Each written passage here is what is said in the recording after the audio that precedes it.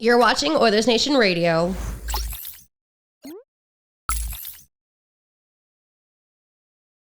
Well.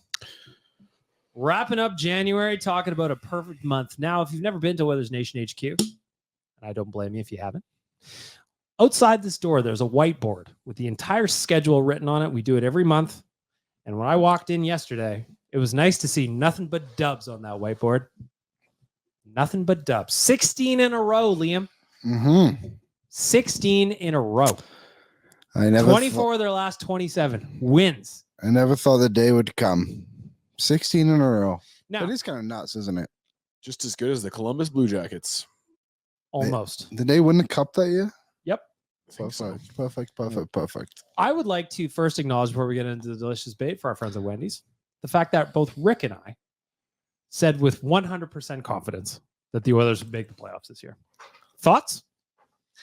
I mean, sure. Oh, yeah. I think if we go back in the tapes. There were some that were under 70 at the time. I think Liam was at 60 was the low So mark. was I. It was at the time. Upper 60s. If you say... Hey, I've never heard a more dark Rick than the middle of December. We were talking you off the ledge.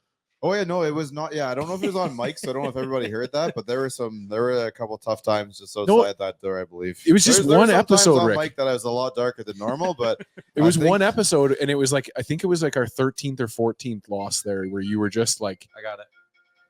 Bob Germany. Classic Bob. You were just Bob Germany called. You let it seep in, but then the next episode you were right back again. not 13 or 14 losses.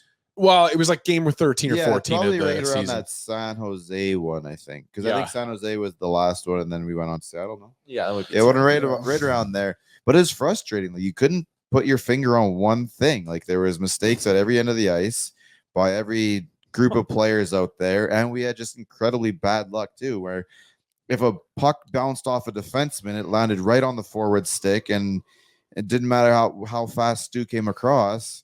That puck went in the net somehow. So it was just incredibly frustrating. It felt like there was no way to that hole. But, I had to make sure I asterisked every time. And this is not me jumping off the bandwagon. However, this is probably the lowest I've been in since probably the summer of 2006. Mark Spector ran out of questions to ask in the middle of that streak. It was bad. But I will say, going through that and now seeing where they are, it seems to have kind of brought the team really close together. Like, if you remember a week ago or whatever, Derek Ryan said in his media scrum that, the media was really hard on Ryan McLeod. And I'm paraphrasing, but it was something like, now he's really enjoying kind of proving you guys wrong and making you guys regret saying all that. And Connor McDavid said, I think his quote was, there was a lot of mean things said about this group, which was very hilarious for him to say that, because it was like, Connor, there was a point you guys were 30th in the league and you lost to San Jose. Like, some mean stuff had to be said about you. It was earned. But the way he just kind of said he's proud of the way the guys in the room have responded and always kind of held a strong belief within that room, I think that's kind of cool. And I think, the obvious comparison is the 2018 St. Louis Blues, right? Remember when they made that deal, brought in Edmondson, I think it was, and then he was fighting in practice and they had all that shit going on. But then when they turned it around and they had their Gloria thing, and it the shitty times brought them closer together. Where did they finish where did they clinch? What year was that? 2017-18. Yeah. Where did they finish in that 1 through 8? Because they were last place by the flip of the calendar. So next year. And then they end up winning the cup. That's But where do they? Liam. No, this is the right year. 16, 17? No, you're 1 year. Isn't that what you said? 17-18. 17-18. The year they win the cup. Summer of 2018 No, was the last Stanley year Cup. that they won. Oh yeah, Washington. sorry, they won. Yeah, you're right, Liam. Sorry, 16-17. Unbelievable. No, I'm pretty sure you're right. Everybody No apologize trust. to Liam. There's no trust. One- in We it. missed the playoffs apologize that to next Rick year. and I for our 100% vote on the Yeah. playoffs. Thank you. They finished fifth in So the fifth in the conference. Western Conference. Yeah. So the Oilers, they're on track to beat that quite nicely, right? Like it's tough. I mean, there's some people are going to say you can't keep winning like the 16, but what's more impressive is the 24-27. Like, that's insane. It's an extra 11. I enjoy that stat more than I enjoy the 16-0. The 16-0 is cool because it could very well become a part of history. But if that wasn't a historic moment, I think the 24-27 is the big thing here. And when you have 27 games, I think that's a decent enough sample size to assume that is It's a the 30-year team season. That's the team that is the team. I got the year wrong, but so did Tyler. I tried telling you. Which year was It it? was 2019. Yes. Where'd they finish that? Third, 2004. they finished third in their division. There was probably a couple people listening to the last 90 seconds of this Just Like, podcast, what is at the radio. happening? screaming at the radio. I love that. Or- You know what? If you were yelling at the radio, I want to hear from you. ON Radio podcast. Did You know can we were even wrong? screen grab that little clip of us all fucking it up and just throw it right back in our faces. I'm definitely the person that used to do that when they still had this thing on the old radio in my vehicle. I would definitely, like, when you were on low tide and stuff, I respond to everything. I don't know what I'm doing, but Yeah, that's kind of half the fun of these kind of Yeah. things, right? Is talking back to the co-host or to the Yeah. host. I get it. I We're in still your do it ears. now. We're living in your heads right now. What's going on in your heads is In incorrect. your head. Yeah, little zombie by the Cranberries from Liam. Welcome to. Are you sure that was Liam? I blinked for a second. I thought I was Zombie. listening to the Cranberries. Zombie. Gonna get the Eh, podcast started with a shout out to our friends at Wendy's. It is time for you to insert a bacon portobello mushroom melt in your mouth. That's just what I'm telling you to do. Okay. You go to Verbatim. dailyfaceoffsurvivor.com and register a team to play the Wendy's Daily Face Off Survivor game. You could have a chance to win one. But in the interim, you got to eat at some point. Bacon portobello mushroom melt in your mouth. Quick mange. If you can loop it in with DoorDash later, plug in the podcast, now all of a sudden we're really got some synergy going. In the meantime, go to dailyfaceoffsurvivor.com. I was out again yesterday, gentlemen. There was one game, and I lost. Did they give 10 options for one game? No. I thought it started tonight. Tyler, I'm doing an ad read. You're supposed to say yes and. Yes. And sorry, you really confused me because I was like, wait, did I Can I make still- picks last night? Can I still play? Yes, you can. I'm doing This an ad read. Ad read is verbatim, by the way. Oh, my Lord. Oh. The improv skills with my podcast co-host during an ad read. Very Anyways, like they're already in Toronto. it's like they're already checked out. Kind of. Hey, you can play today. Dailyfaceoffsurvivor.com, register a team. It's harder than you think. Holy That's the point. moly. That's the point. What? It's 8 days. This is an 8-legger on the Wendy's game. Listen, if you make it to 8 days, Tyler will personally buy you a bacon portobello mushroom Oh. melt. Yeah, I might actually. You got to make Okay. it to the 8th day, though. If you do not make it there, no burger for you. Jeez. the Tyler, what do you got options for us today for a daily debate for our friends at Wendy's and the Daily Face Off Survivor game? I got it's inspired by our good friend Jay Downton, who we all know and love, who yesterday on the Real Life podcast said his dream. He said the silver bullet for who the Oilers could get at the deadline. Are you guys ready? Like, come prepare. Silver bullet. You know who it is? It's the silver bullet. I remember an old ad campaign from a brewery that Yeah. makes sense on here. Yeah. It's on time. But this is There's a different also silver bullet. There's also a bar on the south side. Listen, if Jay executes this plan, I think it very well could be the silver bullet. Now, executing the plan could be difficult. Oh boy, here we go. Say the least. Jay this thinks is going to be an NHL. This is going to be an NHL 2024 type of trade. Isn't it? Listen, if we can figure this out, I Oh, legitimately dear. think that the Oilers are going to run it through Oh, no man. problem. But we need to Okay. get the details sorted. the deadline target Jay has circled. He's written it on the whiteboard in his office so he can manifest it every day. Yep. Is Sidney Crosby. Have you heard of him? Oh, come on. You're not serious. I Well, that swear fixes our we third did line problem. 30 minutes Yeah. on Sidney What? Crosby yesterday. Yeah, we did. We did straight up half the podcast on this. So Jay says Crosby's got a year and a half left in his deal, Sure. and he's going to go to Pittsburgh and say, "I'm not interested in a rebuild." Sure. And they're going to say, "Okay, we'll set you free. Go play with Connor, win a ring, and then come back. We'll re-sign you. We'll stockpile picks. We'll rebuild the So roster come here real for a quick. year and a half. Yeah, go to Edmonton for a year and a half. We'll take the assets. You'll help the franchise, Sid. You can go win, and then you can re-sign here when you're 38." Please explain to me What are the What are these assets? Well, this is where we get Oh, tricky. so this was the best part too, because I get Sidney Crosby. You do whatever it takes, right? So I told Jay 3 first-round Oh. picks. They Sure. take Campbell, Okay. but we also have to throw in Holloway. And Jay goes, "You don't throw in Holloway." 3 first. What the hell? So take on Sidney Crosby So like I for said- none of the cost. The silver bullet is How much is correct. Crosby's contract though? 8-7. You know it is. 8-7, right? Straight So up Playboy. That is is that what Campbell's known? What's Holloway like 775 still? He's still on Yep. ELC, right? Yep. So the money doesn't make sense. Yeah, Rick. no, It doesn't. no, None of this listen, makes get your sense. details Gotta out throw of in it. Kulak. It's a silver bullet. We might have to throw in Fogle. It doesn't have to make sense. I can't throw in This focus. doesn't make any Well. sense. It's such a weird conversation to even have. Well, so the delicious debate today is who is your, with a tinge more Well, real. now it's Sidney Crosby. I don't know. Who's your dream Uh, deadline listen, target? What I'm just going to say is anything less than Sidney Crosby, no good for me. Bust. Yeah. Ovechkin Um, available? I don't know. I'm maxed out at Sid. But seriously, I would go after defensive depth. I'm just looking Even at a in guy like Toronto. Nick Seeler. Sidney Crosby could play defense Yeah? if we really needed him. If you can't Probably get right Sidney hand shot, Crosby to too. come play defense for you, I would get Ilya Lyubushkin or a Nick Seeler out of Philadelphia. Just some defensive depth, some guys that I could slot into the lineup and Who's play. the Sealer and who? Lyubushkin out of Anaheim. Remember when he blew up Dylan Holloway and after Warren Fogle passed that suicide pass to him at the boards when they played Buffalo Yes. last season? Yep. Good And folks had to times. come in and fight. I just think a guy, Yeah, again, unfortunately an for him. NHL name, just somebody that can fill that position if and when we have an eventual injury to the defensive. So you're core. not even dreaming that high. You're not asking for like a Tanev or I'm whatever, happy right now. with I just and I think that right now my worry is that if you're looking at a guy like a Tanev or any other kind of defensive help, you're then having to subtract from the lineup, and I don't want to do that right now. makes sense. Liam, what do you got? Who's your dream trade target if we can't have Sid? Malkin, you can't have him either, probably. Carlson retained again. Is Cale McCarr available? Cal I'm just McCarr saying. could be available. I'm just saying. Okay. So the Philadelphia Flyers have lost 5 games in a row. Stinky. Obviously, the Carter Hart situation is not going to help them by any means.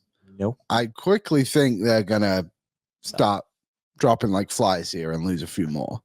So I'm going to go with Travis Konecny as Is my it- dream What is target. he at? Is he just, he's close to 6, is he not? 5.5 for 2 more years with no like trade Two protection more. this year and next year.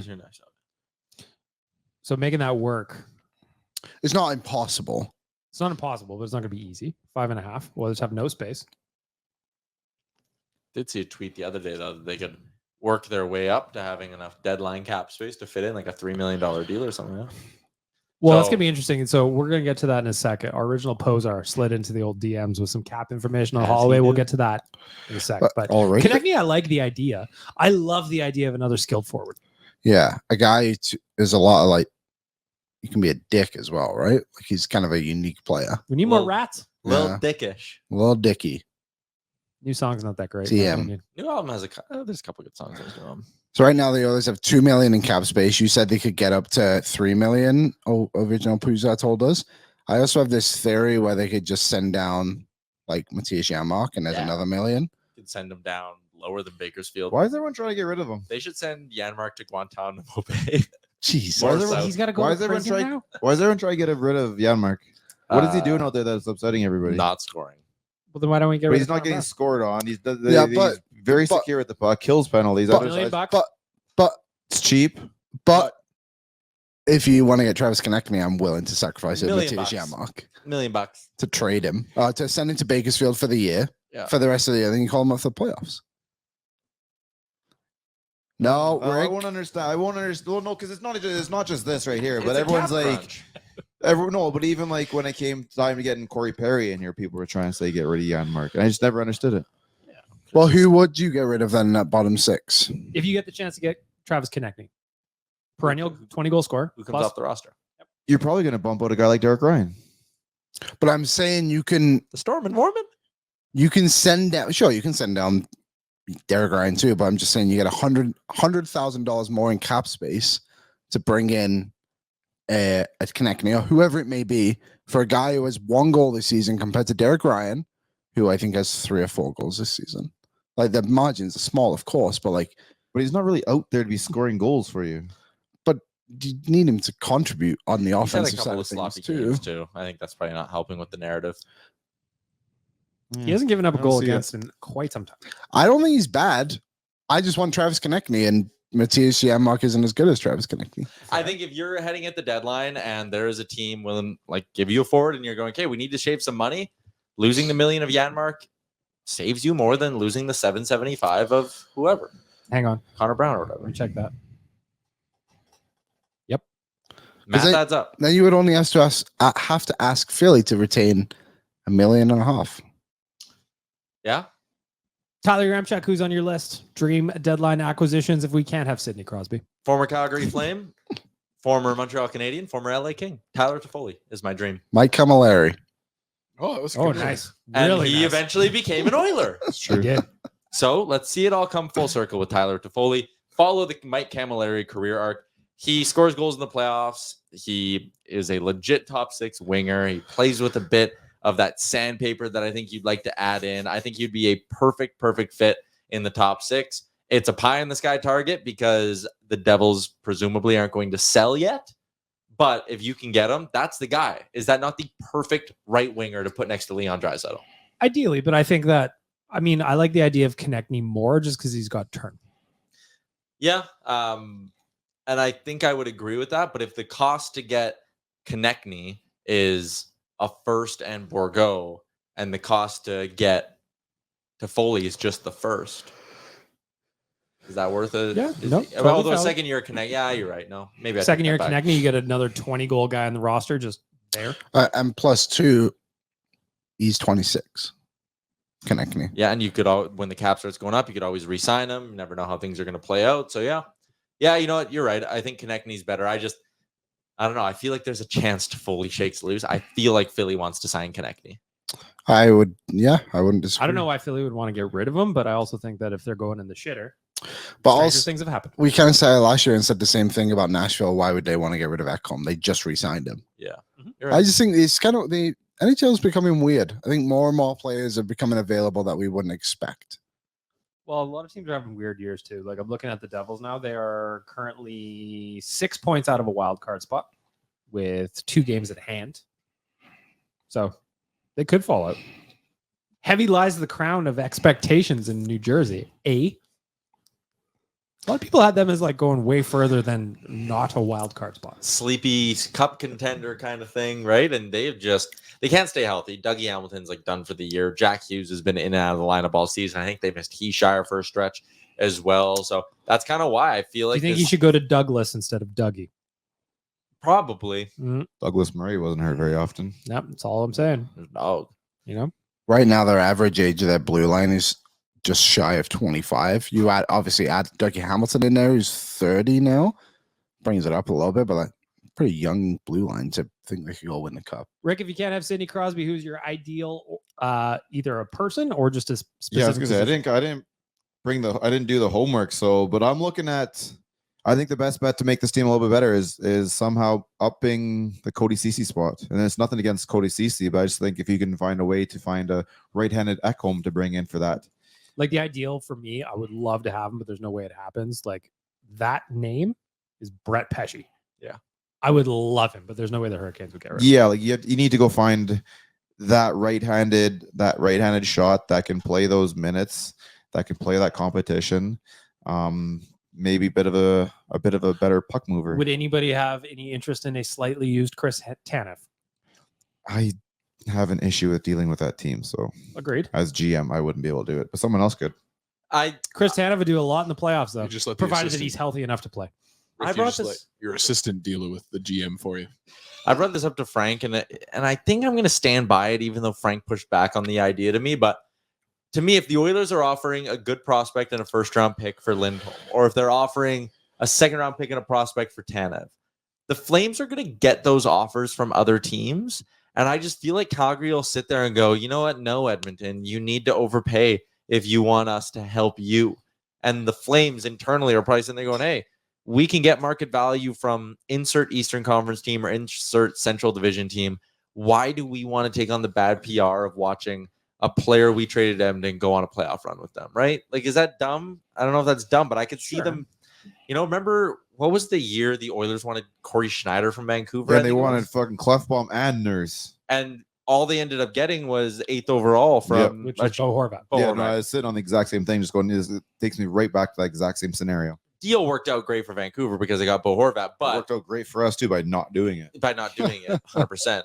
But the idea that trading within the division, I still think there are GMs out there, and maybe the fact that Calgary's already dealt the player to Vancouver, but that was different. Zadorov wanted out and all of that stuff, and they just wanted to get rid of the distraction as fast as they could. Did do Lucic for Neil. That was not long ago. Yeah, and that's a good point too. But that again was problem for a problem. Like not the same of like, all right, we're trading you Tanev or Lindholm, and like enjoy the nice long playoff run, guys. Yeah, this was just because that is another name that the Oilers have been tied to at least loosely is Elias Lindholm. I don't see that. I don't see it either. What don't you see? I'm just reporting the facts. I don't think that they need Elias Lindholm currently. I think It'd be nice to have. I think it'd be very really interesting. But like, where are you going to put him? I guess. What if you could go and turn Cody CC into Adam Larson out of Seattle? 3 years ago, probably. Today, probably not. It's the same kind of thing I was thinking about when it came to Parayko out of St. Louis. A couple years ago, Parayko's got a little bit better, I think. Probably not. Larson's only $500,000 more than CC, same term. Also, there's the human side. There's of the Larson human side. too, yeah, right? it Like, has to be whether or but not if he was wants down, to. maybe some time's passed, right? Like we all know his dad dying when he was here and all that. Like Klepon wanted, or Larson wanted a fresh start.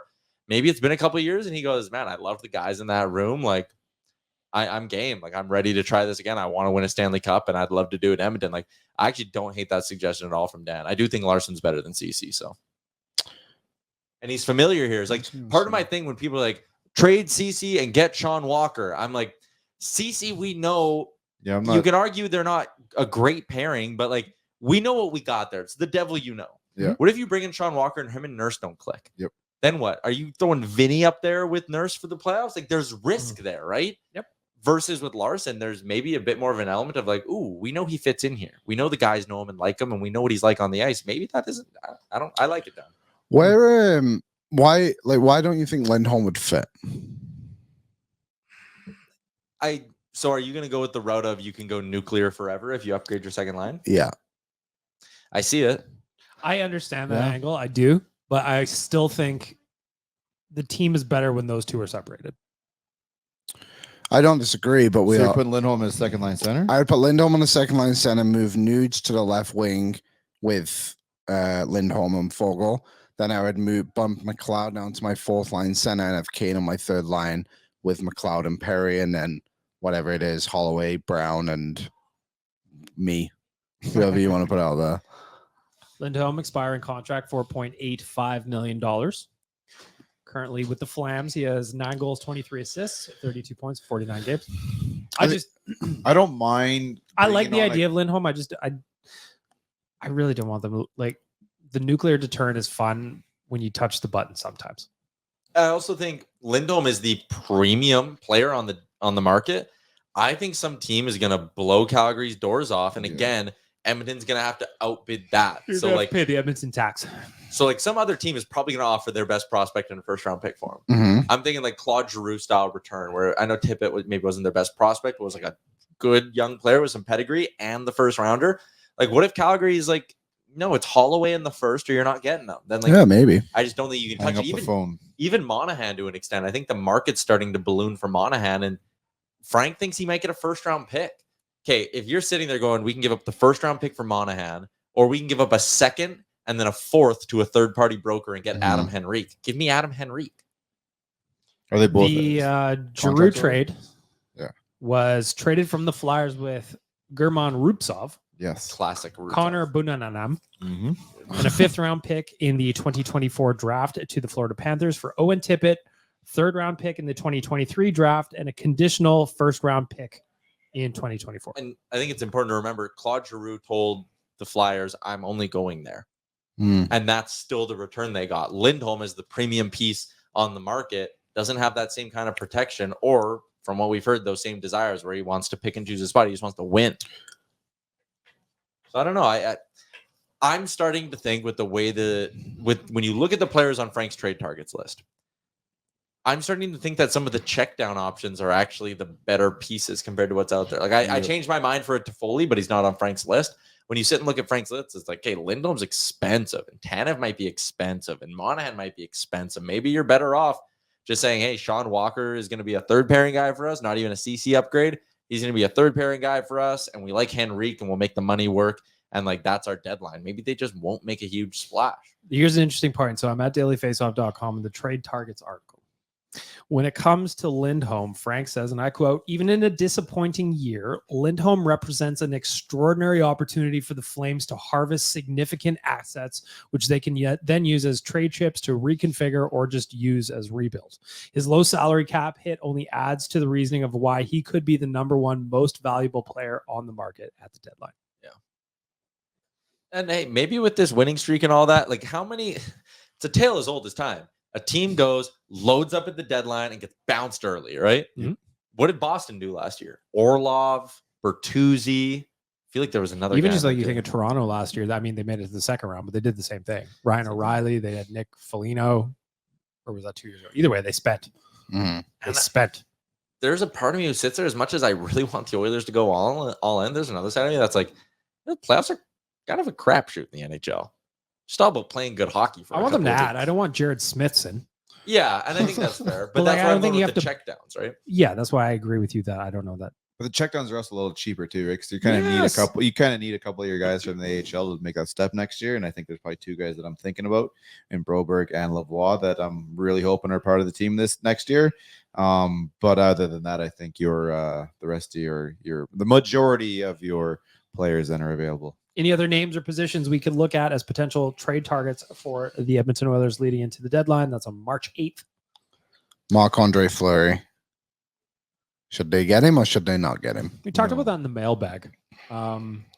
No. Frank talked about it on Owen every day today too. What did he say? Because I just like, to me, the money doesn't work. I like the idea of Marc-Andre Fleury more than I actually like Marc-Andre Fleury. I would just like to see him in an Oilers jersey, but Like, I there's don't a think lot of stuff to like. One of the winningest goalies of Yeah. all time. He's a cup champ. He's a Hall of Famer. All that shit you like. But then there's, you got to make it fit the cap wise. What's the cost? of We're already acquisition? going down a path. And Stu's already the guy. yeah, Stu's your guy. Stu's gonna be your guy for the foreseeable for future.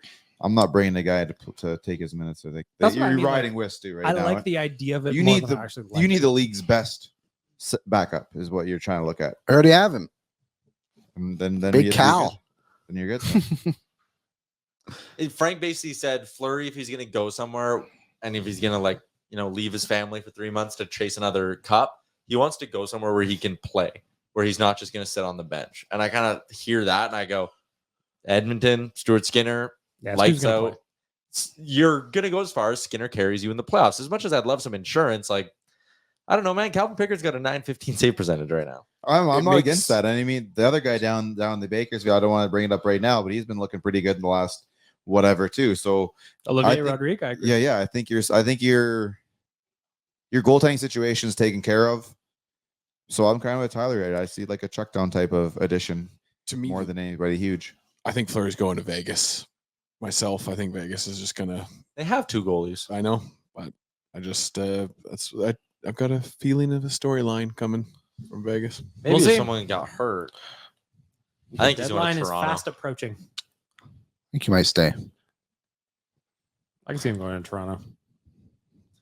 I Yeah. could see him playing there, right? Brad That's gonna- Living loves to overspend on things, so I could see that. or Carolina. Hmm, I'm going to read this next portion verbatim. All right. I just fine. want you to know that. For a limited time, our listeners can get 25% off and zero delivery fees on their first order of $15 or more when you download the DoorDash app and enter the promo code NATION25. That's 25% off, up to $10 value, and zero delivery fees on your first order when you download the DoorDash app in the App Store and enter the code NATION25. Don't forget, that's promo code NATION25 for 25% off your first order with DoorDash. Offer valid in Canada, subject to change. Terms do apply. I said this story on Real Life yesterday. That on Friday, Rick, you would have been very happy with me. I got myself the double dash, Continue. got myself a donair. That was leg one. Really good. Leg two, Donair combo. I got donair and fries. I'm always an onion ring guy, but hey. I don't particularly so the spot that I get, I'm not a real big fan of their onion rings. Hey, as long as you've tried them, I have to try them first. If I like them, cool. Or keep rolling. Big If I don't, onion, no problem. they don't travel well either. No, You know, that's not DoorDash's fault. This No, is the God, no. Onion ring execution's fault. Yeah, big onion ring. Got to figure that out by now. Got it. So I had my donair. Second leg was a McFlurry. Nice. It's just a fantastic little Friday night, courtesy of our friends at DoorDash. I'm going to look back, gentlemen. We can go back over the whole month. Perfect month, if you remember. or just the last game against Nashville. For our friends at DoorDash, I want to know who delivered for you. Going to start down at the end of the line. Mr. Nation Dan, you were up first. For our friends at DoorDash, who delivered for you? Through the entire streak, it's been the goalies for me. Start of the season, we had holes and issues that we couldn't answer. Nobody could answer. And it all kind of just came back to the goaltending. We still see some of the defensive gaffes, some of the issues, especially in these last few games, letting the bad teams kind of dictate play for stretches. And goaltending has been stellar. So for me, it's the goalies. Mr. Liam Harbin, you are up next for our friends at DoorDash. Who delivered for you? Who delivered for me is, let me just do a little backtracking here. I thought Dan was going to take a little bit longer with his answer. That's okay. Drag it out a little more if you'd like. My person who delivered is Warren Fogle, tied on the team for the most 5-on-5 points of Connor McDavid. So Mr. Fogle gets my who delivered of the month of January. Ding dong. What a crazy transition that guy's had from being a cap dump that I think everybody as a fan was just kind of penciling him in as the next guy out to be able to fit some more cap space in to unremovable from this roster. Getting there. Yeah. Now the biggest question I have with Warren Fogle is just like, because I agree, don't want to move him. Like, probably played himself off this team though with his current run. Probably He's going to chase the bag a little bit. Listen, there's players out there who, when they're on a cup contending team, they know that if they want to stick there, they got to maybe get a couple of years and a little less dollars out of it. We'll see. I'm waiting for it to happen. He definitely has a connection with a couple players in the team, right? So, yeah. And they ain't going anywhere anytime soon. Mr. Tyler Uremchuk for our friends at DoorDash. Who delivered for you? I'll go with Ryan McLeod. Similar vein to what Liam said, but like a brutal start to the season. I was one of the people who was hard on him. Liam tried to run him out of town more than once. I traded him to Montreal. I called him Fast Zamboni. Yep. They didn't want him. When Derek Ryan says people said mean things, there's a handful of us in this room, myself probably near the top of the list, who said some mean things. So DR has been listening to us? Is that what you're trying to say? Maybe. Well, listen, Maybe. we've got his biggest cheerleader on staff. Like, he knows. Mm-hmm. But Ryan McLeod, this turnaround, him playing as confident as he is, and for a winning streak to hit 16, you're going to need a bunch of different heroes. But when you look at the Calgary game and him scoring that goal that he did, that was unreal. Think about the Toronto game, man. They were losing until he set up Derek Ryan, and then he scored the goal. I know the screen by McDavid was awesome, but still, like, Ryan McLeod's playing confident. He's contributing in so many different ways, and it's great to see him finding his footing again. Scored that beauty against Calgary too. Yeah, that was so sick. Rick, for our friends at DoorDash. Well, for the entire month, you saw it to the whole team because I don't think there's an aspect of this team that's not really dragging their own weight. But I'm going to go more about the last game and his first game played with an Oiler because I liked what I saw out of Corey Perry. I think that first shift he was getting knocked into the crease there, knocking the net off. Finished off with 2 shots, 2 hits, over 12 minutes of ice time. Hadn't played in 2 months. Had that incredible drop pass back to Holloway there in front of the net. Easily could have been a goal. Had some opportunities around the net. Pretty much exactly what you wanted, and that was just game 1 for a guy that still doesn't know his line mate. So once they get going here, I think that line's gonna bring a lot of trouble for people. I did have a good chuckle. It was probably shift 1 or shift 2. There's already a scrum in front of the net, and he's right in the middle. I go, "Yep, there he is." Yeah, this is the first shift. They knock him down, knock the net laugh. off. And I know, like a guy like Holloway, he's gonna absolutely love playing with him. And I think it's gonna force McLeod to. You're gonna have to get in the mix get a whether you little want greasy. to or not. He's gonna get some calluses out of this. And Everybody I think in the pile. I think it's gonna be hilarious. Just like when you're trying to get a cab in Winnipeg. Good luck. Hope you don't have any more than All for 3 one. friends with you. All for one. There's 5 of you. You're screwed. Better start walking Mm-hmm. or order a second one. And one friend goes by himself. For DoorDash, I just, how can you not look at the season that Zach Hyman is having and just want to give him all the love in the world? I mean, he's got 30 goals through 44 games already. The NHL does that. That is, well, that's because, as Gregor calls it, the all good game. Yes, it's a joke. Mostly good game. The mostly good game. I just think that Zach Hyman, he's on pace for 55 goals on what is supposed to be, according to Editor and Leaf, the worst contract in NHL history. And he's getting better. His career high in goals is 36. He did that in 79 games a year ago. He's going to fly by that. And I just love watching him play. There was a meme, and I wish I could give credit to the proper person that made it, where it's a passing of baton of like a folk hero in the city from Ryan Smith to Zach Hyman. It's just that's the kind of player where this city loves, man. He works hard. He can score some goals. He'll take one off the face to get a goal if he needs to. Overly nice off the ice. Overly nice. He writes Like books. He's an storybook author. stuff. Like, guys, Come on. calm down a bit here. I hope he has a couple speeding tickets or something like that to make us look at the rest of us. Yeah. But like bad ones, Yeah. you know? Like 40 over. Not quite a court date, but almost. Yeah. Walking the line. You know? Boy, you can tell the Oilers are playing good and we're in All-Star break. This is the most mellow podcast we've had ever. You want me to I'm yell at you enjoying or something? this. Yeah, we're great. We're chilling. We're throwing out trade ideas. Sorry, 24 Liam, I and kicked the table. Don't do that. Oh, look at those See? eyebrows. Fight. 24 out of Fight. 27, man. Spicy. This team is something else. How much credit do you think that Chris Knobloch deserves for the run? None of it. All of it. You deserve None? some. We got none down know on the how line. Medium amount. I don't know how to quantify it, but he definitely deserves some. So does Paul Coffey. And Mark Stewart Yeah, for that's a the big one. PK. The PK has been absolutely shut them down, shut them up level for this entire streak. And the So- funny thing is that was like when they went and said, okay, listen, we're only going to go 3 pairs of wingers and 2 pair of D. And you, 2, 4, 6, 8, 10 guys are in charge of killing all these like this is your guys' thing. Get out there, own it, and do something with it. And they've been phenomenal. They've been the first in the league since Garlic got here, no? In random thoughts today at OilersNation.com, I wrote about the PK. And during the 27-18 season, think back, boys. Been a minute. The Oilers had, up till this point in the season, a 55.5% penalty kill at home. That's good, right? In Half the terms time? of being bad, it doesn't get much worse than that. Half the time you get scored on. So to have it, yeah, it's a coin flip. So to have it now where we're at is truly amazing. And I want to give Bruce McCurdy from the Journal a little bit of love because I used portion of his article for mine.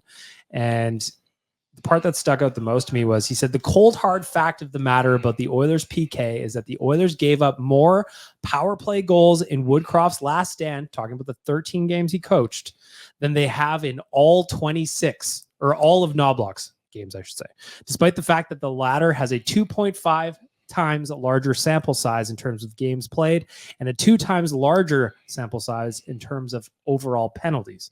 When shorthanded goals are folded into the mix, the Oilers were -7 in 32 games under Knobloch Stewart compared to -15 in only 13 games under Woodcroft and Manson. I'm not blaming Manson and Woody, but there's without question the PK has shot the moon and it's pretty impressive to watch. Kind of reminds me of when Woodcroft first took over and we got that weird bump in bottom 6 scoring. Yeah. And Derek Ryan said something about how, like, oh, we feel like we know what we're supposed to be doing. We feel like we have a purpose now. And it's almost like what Rick brought up with the penalty kills, like bang on, where it's like, and I guess it was intentional by Knobloch to give them this, but like you look at those 10 guys and say, like, take pride in it. Yeah, You guys are the penalty kill. Yeah. And I think that's really resonated. And yeah, and I think you can really tell that those guys really take that shit seriously. Well, and it's also interesting too that they've really had a limited group on the PK, whereas like before, just everybody out there, like everybody was getting a turn on the PK to see who could stop anything, and the answer was nobody could. A couple other things I want to mention. We were talking about the little cap stuff, and our boy Original Posar on Twitter. Dylan Holloway has been sent back to the AHL. And that is because he wants to play some games. He's also Does going he? to the All-Star game. Well, wants to, Is he? will be. Oh, the Different. American League All-Star game. Will he? Yeah. Oh, nice. Will he though? Will he actually play? Yeah. He should. Why wouldn't he? I just don't think he'll play. Play where? Do you think they're letting him go on vacation? Just as a condor? I just don't think he'll play. Oh, Rick, you tricky son of a gun. I was scoundrel. I was thinking, like, as much as I'm sure he'd love to get in some games and it's good to keep him fresh, I don't think he's playing. there would be a little part of me if I was a pro athlete and all my friends were like, Cabo, Connor's like Northern Ontario to dip in cold water. You're like, hey, weirdo, what's everyone else doing? Mexico, Hawaii. And then the team was like, Bakersfield, and you're See, like, fuck. and I have a different look at it. Like, bro, you haven't established anything anywhere. Oh, Go yeah. play games. But he's not going to, apparently. Like, I know what he's doing beside me. But as an organization, you should be playing. Like, the Condors play tomorrow. They don't want to get caught with cap circumventions. There's like a cardboard cutout of He's Dylan just Holloway sitting in the there, locker room. Or is he just gonna walk in with like one of these on? You know what I mean? It's like I've seen Weekend at Bernie's. This is fine. You just strap them to Yeah. one of the other players. It's fine. Anyway, Dylan Holloway goes, outside of Rick's news, I need to see a shoulder specialist in Costa Rica. I have to go. he's only in the, he's Where the only best on the guy beach. is. So. It's on this guy's cruise ship that I'm going to be on He for the next 2 prescribed days. me specifically massages on the beach. Like, it's weird. I don't know why that happened. Anyway, back to original Pozar. For every day that Holloway spends down in the AHL, whether he's there or not, that's $4,500 on the Oilers cap space leading up to the deadline. I love. Okay, what's the team cap? 83.5 million. 83.5. We're talking about $4,500 a But day. it all accrues, my friends. It No, accrues, it does. Rick. It's hilarious. But if we weren't in such a spot, like you're dealing with 80 something that's so big, and we're looking at such a minute Listen, Rick. amount just to get us through. The gas station up the hill gives me 4 cents off a liter, and you damn sure Well, I'm you gotta going go up back the hill in. to get You there. have to go back up the hill, and you have to go back in after you pumped your gas, and I still do it because I You need know my what? 4 cents a liter. The Grand Canyon was formed over time. Mhm. It's a war of attrition. Every dollar counts, unless you are the Chicago Blackhawks, who currently, according to Cap Friendly, have a current cap space of $22 million. And they'll pay anyone $4 million if Yes, you've they dressed in more than 100 Yes, NHL they games. will. They just sent out a blast memo to all the agents. They're like, "Do you have a veteran looking for a contract?" Here in Chicago, we'd love to give him a 2x4 contract. Yeah, according Poor- to Poor Cap Zach. Friendly. Then Zach should have signed with them. He jumped too quick to skip the pond. Yeah, shout out to Zach Cassian. I was actually surprised to see that news. Where is he? He's in Czechia. Yeah. Can we give a shout out to Liam Reddix as well then? Yeah. Please, you were telling me about this. So Liam Reddix had his number 85 retired by the Vaxjo Vayo. Oh, that's what Joel Persson played Joel there. Pearson's The team. Lakers. Yeah, the Come Lakers. on. So Liam Reddix had his number retired. I think he played there for 7 or 8 seasons, never had a point per game year or better. But son of a bitch, do they ever love him out in Vayo? Vax. I feel like Bio. that last part was unnecessary. I know. That was Poor Liam Reddix is taking shrapnel during poor his guy's tribute. sitting there. He's like, "Wow, listen to you guys talk about me." Wait, what did you just say? We actually looked into the ownership group He's just, never had a point per just before we got on the air. Vaxo. And actually, Mac T is part of the ownership group, so that's why. There Holy you go. cow. McTavish, big fan of Liam Reddix. Liam The Reddix- last 2 weeks, Adam Ernie, fucking useless, essentially. Easiest job in the NHL. Matthias Janmark, fuck you too. Yeah, not even AHL. Where were you putting him? Guantanamo Bay. Oh, yeah. You're putting him in prison. Yep. The poor It's a decommissioned prison at that. Poor Liam Reddix. Poor Liam Reddix. Liam Horriban, you better step it up, because if you ever get out of here, Tyler's throwing you right under the bus. He will cut your head off. Billy Leno used to play for this team. Yeah? Vax Joe. Was he a point per game?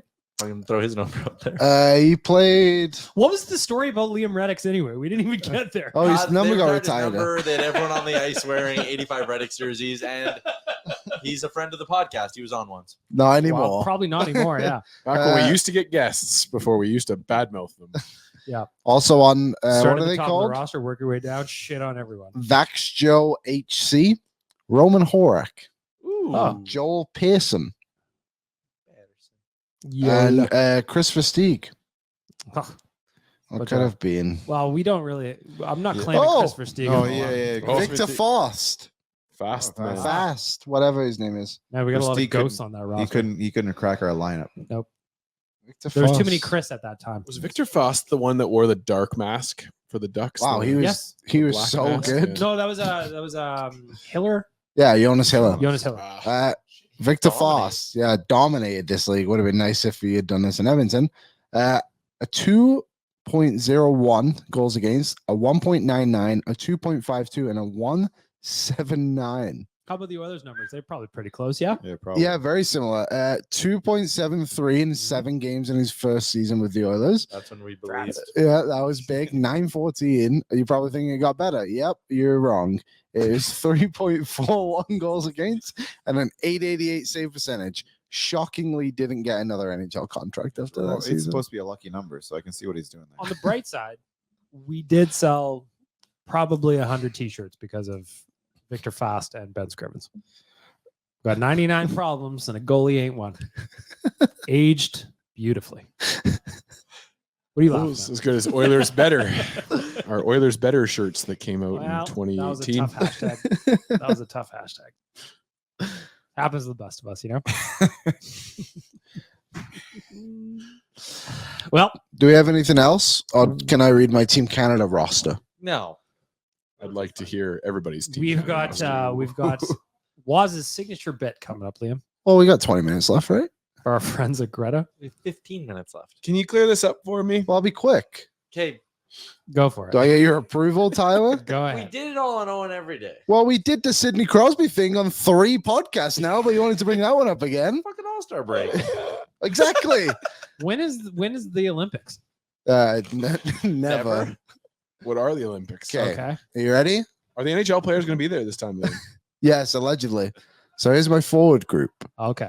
Connor Bedard, Sidney Crosby, Bo Horvat, Future Oilers, Sidney Crosby. Zach Hyman, Travis Konecny, future Oilers as well, Nathan McKinnon, Brad Marchand, Mitch Marner, Connor McDavid, Ryan O'Reilly, Braden Point. Who's that one? Sam You know the Reinhart. next Winter Olympics is in 2026. Where is it? I just looked this up the other day. Italy. It's I don't know. Yeah, I think you Just- might Is be it? right. Then Mark Scheifele and Stamkos. oh no, you're right. Yeah, you're right. You Yeah. just, you just did them in a line. Sorry, You yeah. didn't put them in like. Well, I have lines for us? lines. Do you want me to read you the lines I have? Well, kind of. Oh, Okay, so my I'm a first visual line, guy. my first line is Hyman, McDavid, Reinhardt. My second line is Stamkos, McKinnon, Marner. My third line is Bedard, Crosby, Braden Point. My fourth line is Marchand, Ryan O'Reilly, Travis Konecny, and then my 13th, 14th forwards, Bo Horvat and Mark Scheifele. I think you left Bedard off your graphic that you were. No, he's the first name. How I about didn't see him. defense? Defense. First pairing, Taves and Cale McCarr. Second pairing, Josh Morrissey and Alex Petrangelo. And then I have Axe murderer. Uyghur and Ekblad. And then my 7 and 8 and Nurse and Bouchard. No, I, Drew Doughty is criminal. No. Screw that guy. Who's coaching? goaltenders? Knobloch. I'm sure we can have a couple of different drafts of this by What about goaltenders? February 6th when the opening ceremonies kick off in 2026. If they even go. Would you like to hear my non-NHL roster? No, what about goaltenders? All right, we got Renee Bourque. He's back, baby. Liam Reddicks. My goalies You were know he never had a point per game season with accent. But we have to project who the players would be in 2026. We're just out of the NHL. Yes. So the Connor Brown's on that fucking team. my goalies were Skinner, Jari, and Aiden Hill. Who's starting? Skinner, because he's the best goalie in the NHL. I thought it was. It's time to bring in Waz for a signature bit. Can you clear that up for me? I thought that entire roster was wrong. Take For our over friends at video. Greta, the perfect place to spend your pre and post game, play a little vids, get yourself something to drink, have something to eat. It is delightful. Our friends at Greta would like us to tell you it is the perfect opportunity to go in there pre and post game. No games this weekend, though, Dan. So you know what you do? You pop on in there, you get a card with a bunch of credit. Your Mario card as much as your heart's content. I know my Try to boy get a high Waz score. Got to get a new high score. Maybe you can beat Tyler in the football throwing game. Set Oh, all, no, you couldn't. set all the high scores. Just go around the entire bar and set every high score. That's your goal for the week, everybody. Go on out to Greta. Set high scores. You won't beat Tyler, though. So say it's Tyler. Time for Waz's signature bit, not a game. Can you clear that up for me? First of all, I'd like to just challenge anyone to skee ball. Love skee ball at Greta. Great times. Open can you- challenge from Waz. Interesting. Bring it on. Can you clear this up for me? How important is the regular season? I was listening to Jason Greger's show yesterday, and he said he gets annoyed how people will say win streaks don't matter because it's like it's not the cup, and the cup is the only thing that matters over a hockey season. Can you clear that up for me? How much does a regular season matter? If your only enjoyment of a season is just whether or not your team wins or loses the Stanley Cup, you will live a miserable life as a sports fan. I will say, if a 16-game heater was so easy to do, all of you other losers would be watching teams that do it. It matters. It's only happened a couple of times. The Oilers are now tied for second in terms of longest win streak in a regular season. Of course it matters. And the journey matters as well. You should enjoy watching your team win this many hockey games. Yeah, I think it's great, and everyone's jealous. I like that. Well done. That was a good take. But also, True. once the playoffs start, the regular season doesn't matter. We saw that last year. Yeah, you just got to. The regular season is to get into the playoffs, and that's what matters. And Of course, there's regular season- not to say that the 16-game thing could very well be historic. Doesn't mean anything. But if you watched the NFL at all, there's some games in the regular season, in the week 14, 13, somewhere there, you're like, oh, the team did this, that, or the other thing. That really doesn't matter because when it comes, the chips are down, those teams rise to the top. And hopefully that this is the team that does that. To me, this heater matters because the Oilers have had 2 now that completely erased their early season struggles and put them back into a spot to potentially get home ice in the playoffs. Like, that's huge. And if you don't think that matters, come on, you're not paying attention. Or, like Liam said, you're just jealous. You're a hater. Next up for me is kind of related to the playoffs, but can you clear this up for me? Skinner, the big worry for him is that, always playoffs. Last year, he kind of, people say he got burnt out, fatigued. Why can Skinner be successful for the Oilers come playoff time? Do you think he'll be fatigued, or do you think the team will be, smart enough to rest him enough before the playoffs? That's this last stretch of hockey before the playoffs makes it ever more important. The Oilers have a lot of games in hand on other teams, so we're going to have to be platooning more. I think it's just something that the Oilers have to be aware of because it was something that crept up in the playoffs last year. I just think January was a really light schedule. There was no back-to-backs. There was a lot of 2 days off between games. I thought it was fine in January. It's going to be interesting down the stretch when there's more back-to-backs. You're going to have to play Pickard more. You got to make sure that Stu's rested, but ultimately, they want to win games. And I think that they're probably going to live in the moment more so than trying to figure out what happens 2 months down the line until we get that X near our name. I think that the goal is to win hockey games now, and we'll just see what the split looks like. I also think last year's the first time he's ever had to play that much hockey in his life. I think it's understandable to think that the first time around it was hard and it burnt him out a little bit. And now he knows what that grind and that workload of getting to the second round of the playoffs is like and being a number 1 in the NHL. And he's talked about this with the media that he feels like he's more prepared. He's taking better care of his body. So I wouldn't be worried about it. It's not like if it happens 2 or 3 times, then I'm like, whoa, we might have a problem. But happening once in your first playoff run, it's fine. Yeah, I don't think he was really that burnt out anyways. I think people wanted it to be that thing. But you're right. He did learn lessons in his first run, and he'll use them in a second. You've already seen it this year. He's improved himself over last season, and no reason to expect him to do anything different in the playoffs. Next up, you probably already touched up on this, but clear this up for me. Can the Edmonton Oilers have a deep playoff run again with Cody Ceci on his top pair? And what makes Ceci a top pairing player in your opinion right now? Yes, they can. They've just won 16 in a row, 24 out of 27 with Cody Ceci in the lineup. That's with all different types of games against all the different teams out there. It's the fact you can't win with Cody Ceci it's just plain out wrong. The Oilers have already gone to the Western Conference Finals with Cody Ceci playing in their top 4. They could do it. I mean, if there's an opportunity to upgrade, you probably look at it, but I'm also comfortable knowing what Cody Ceci is. It's like Tyler said earlier in the podcast. He's the devil and sometimes you trust the devil. Yeah, I'm in the same boat. If there's a clear-cut upgrade out there, sign me up. Do I think Cody Ceci is a legit top-pairing defenseman? No, but he makes $3.25 million, and he's playing above that weight class to me. So I think he's fine. They should look for an upgrade, but only if it's a real, tangible upgrade. I guess this kind of ties into it. Clear this up for me then. The last 2 playoff runs, did the Oilers really get eliminated because of Cody Ceci being a top pairing guy? No, it was more so just because of the teams are better than them and they were just getting outworked. It wasn't just Cody Ceci. You can't really blame everything on one defenseman. Yeah, he got caved last year in the playoffs, but there were other problems that went along with it. There's a lot of guys, their scoring disappeared in the playoffs last year. I would say that is a bigger problem that, Nuge, Kane.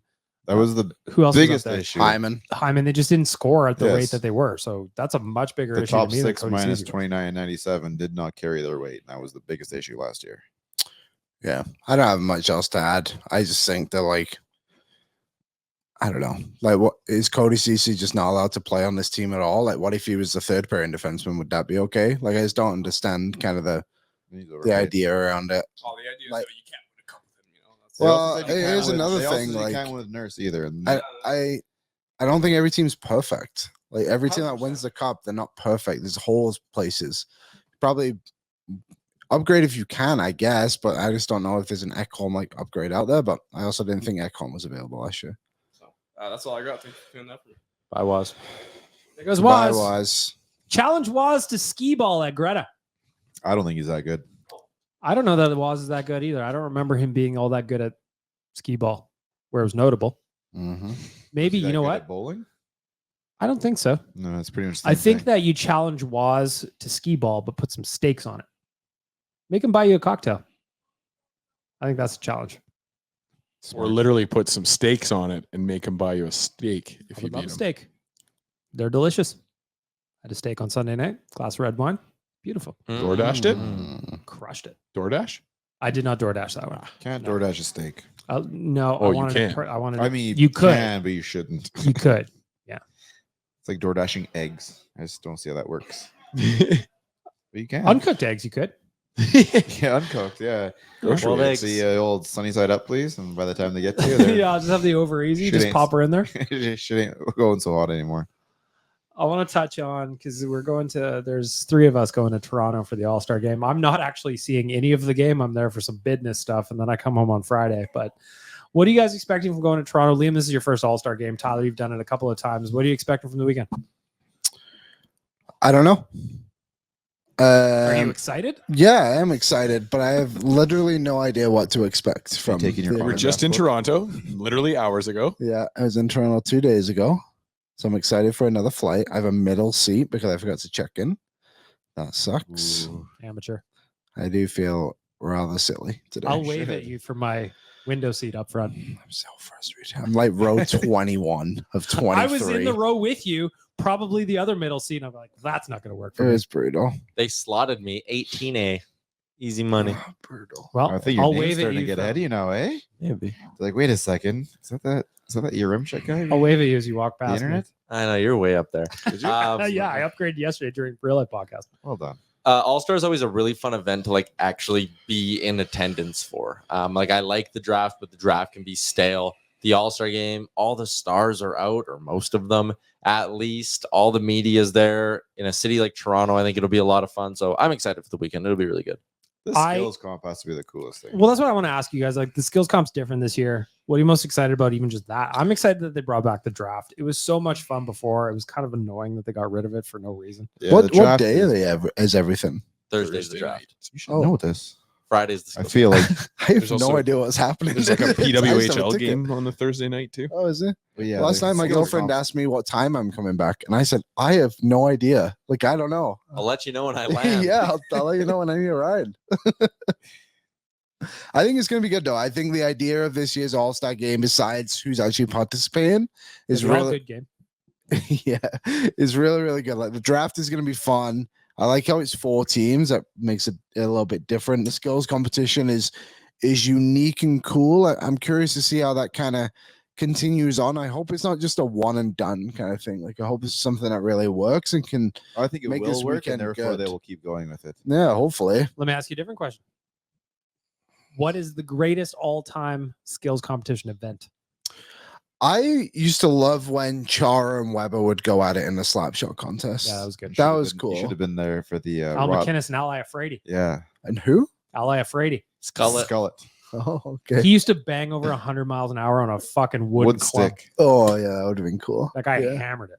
That Could one you was imagine cool. what he could do with the whippy things they have now? Unbelievable. Terrible. Dan, what's the, Dan, And he what's was the- not like a Chara size either. No, he was not at all. Why don't you give him a little Google, specifically the Skullet? He looked good. Look Yeah. good, play good.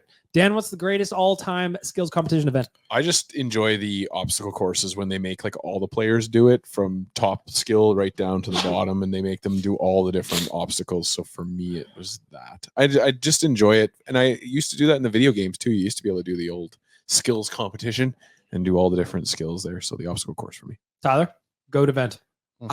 This is gonna sound lame, but I really like the relay races they kind of do. And there was the one skills comp where they did a thing where like there were 3 players in 3 different stations, and it was like a true relay where one player had to accomplish something, then the other player had to saucer the pucks The into the sauce. mini net. Yeah, yeah. And then there was the third leg. I thought that was so cool to see them like competing at the same time, and the pressure that goes into like Mhm. having to make those saucer passes. I like that one. Rick, what do you like? I was always the slap shot guy. I mean, we didn't have a lot of options when we were watching as Oilers fans back in the day, but there was usually the guy there who could take a shot for you. But But I do like the accuracy, the 4x4. That was gonna be my that's a pick. good The one. accuracy one is when you see a guy just bang, bang, bang, bang. You just like the skill these guys have is just ridiculous. Remember last year when McDavid went 4 for 4 and still lost? Oh yeah, and Kadri won or whatever. Yeah. Oh no, wasn't And it? Leon's still trying to hit his fourth one, I think. Yeah, Leon's still missing that fourth one. What was the one that Brock Nelson won? Was it that one? I think it was. Then Nelson beat Kadri in the final. That was it. Yeah. Fastest skater is always fun, but like now there's a lot of guys who can fly. But it's so not. It's not true though, because there's not enough length for them to get going. Like Connor's not going to hit his maximum speed on that ice because he can't. Because by the time he needs to start slowing down, he's running out of space, and you can't do it around corners. So let's find a frozen lake. Let's set up a track, and let's see him go 100 meters. speed skating track. Dude, dead straight, one straight line. Just 100-meter dash. or 150, let's 150-meter go. dash. I'd like to That's see what I them, want to see. Get Connor 45, 50 kilometers an hour, no problem. I'd like to see Dude, them that do it with the Vinny puck. was over 40. Vinny was over 40 kilometers. I said kilometers, not meters, not miles. I want to see them do it with the puck. That would be a little bit more interesting to me because there's a lot of guys who just put head down, haul ass, but like it's different with the puck. We can do both. I would like to see both. And then the one with the puck, you got to dish off to a couple of passing targets. Yeah, why not? Yeah. I like that little give and go. Yep. Hey, we're coming up with new events, Tyler. Maybe when you get a Are you chance, to writing ask, these down so you can tell them when you get there? maybe when you get a God chance to damn ask it. Gary a question, you'll pitch old Gary. Our What was the other ideas. question we're supposed to ask him? I I feel like I don't brought remember. this up last week. Yeah, we did. Yeah, we had some for Gary, but I don't remember. Oh, what the it is. Oilers schedule. Oh, yeah. Don't forget. Oh, Okay. yeah. Can someone write this down for him, please? I think he's Yeah. going to forget. Liam, that's your job. Oh, I Liam just doesn't even wrote- know what time the flight leaves or what time he's getting back. He's definitely not remember these questions. I haven't figured out how I'm going to get to the airport yet. Oh, you got 12 hours figured out. It's all good. 15 hours. Plenty of figured time. Plenty. What of time are you getting there? out. Let's figure this out 5:30. on the All pod. right, everybody, we got our flight tomorrow at 7. What is the scheduled time for arrival at the airport? Because you can't be there any later than 6, right? No, you could. Depends. Did you want to have beer at Chili's or Is do you your not? name Jay Downton? I want to have a couple. Yeah. Are you traveling with Jay Downton If or you're- are you not? I Jay have traveled. Jay will with- get there about 6:30ish. Yeah, like if the flight was at 7, the one time I pulled up with Jay, we were parking at 6:30. And he was like, Oh. we're good. He doesn't care. There's times where we've traveled with Jay, Tyler and I, where he and I are very similar in how I like to get there early. I have a beer, your I feet up, settle you're good. in, I relax. I'm like, I would normally have at least one beer in me by now. We are still at the hotel. Oh, Jay doesn't care. that is tight window. I will be getting there early and you will find me at Chili's. Okay, I'll probably get there before 6. And just Probably for the seems record, like the I right believe thing. 5 a.m. is opening at Chili's. Something to think about. I was there the other day at 2 a.m. and it was not open, so I can confirm. Dan, what time should we get to the airport? I'm always a 2-hour early guy. Yeah, so got a casual traveler. domestics? What's that? For For domestic, domestics? Got a casual traveler here. It's nice Yeah. you make it through. Yeah. No Just go and fuss, sit. no muss. Nope. I Anyway, feel like we will be- security is going to be pretty easy at 5 in the morning. On Usually on a Wednesday. early. Yeah, usually is. We will probably. What's the plan here, boys? Are we going to record from Toronto? We're bringing stuff, are we not? Is that what we settled on? Yeah, Tyler? we will. We'll Microphones have and gear, cords. so we'll make it work. So watch out for some on-location podcasts, some content. I don't really know what my job is in Toronto, so you're probably going to get a lot from me. Maybe I'll just haul Liam around with me, and we both don't know what's going I on. don't know what we're doing. I got a schedule today of that I have to do Oilers Nation every day twice whilst we're there. That's all So you have I to will- do? Allegedly. I highly doubt it. I highly doubt I'm going to have a free trip to the 6 to do my show twice, but it'd be good. We're going to go for lunch with Pinball. Yeah, I already booked that. I'm You know what? surprised he's not picking you up. Pinball? We asked. Yeah. He's got shit to do. He's a busy boy. Yep. He's the GM of the Toronto Argonauts. Mm-hmm. Downtime. Yep. Yeah, free agency does start right away. So We're going to Moxie's. Going to Moxie's? That's what he told me. Excellent. PB. Lastly, before we wrap up the podcast, I just want to say we've got 2 spots left on the Nation Vacation and only a handful of days to get it. Yesterday on the Real Life podcast, Jay offered to buy pregame drinks for somebody if they bought a package, and our boy Chris Wackling settled in. He Oh. is going. what happens if you already purchased package? Do you still get those free drinks from Jay? We will steal Jay's credit card. That's fair. NationGear.ca, we got a couple of different packages for you. There's the flightless one if you want to get your own arrangements to get down there, or maybe you're already down in the States like our boy Chris Walkling was, or come on with us, NationGear.ca. There's only 2 spots left. Join us. It is going to be great. If you believe Frank Saravalli, that team isn't going to be there next year. Might be your last opportunity to watch them play in a tiny little barn. Join us, NationGear.ca. And until we speak to you, whenever that is on Friday. Does Utah have a Taco Bell cantina? Probably not. Probably not. A lot of temples, though. Yep. So A lot of close. temples there. Close. Temples? Close. Temples, yes. And temples. That's how we're going to wrap up the Tuesday episode of Oilers Nation Radio. Have a great week, everybody. What's up, Nation citizens? If you like that video, then you need to be subscribed to the Oilers Nation YouTube. Podcasts, live shows, exclusive interviews, and analysis. Everything you need from your favorite voices at Oilers Nation. And you don't want to miss any of it, so hammer that subscribe button.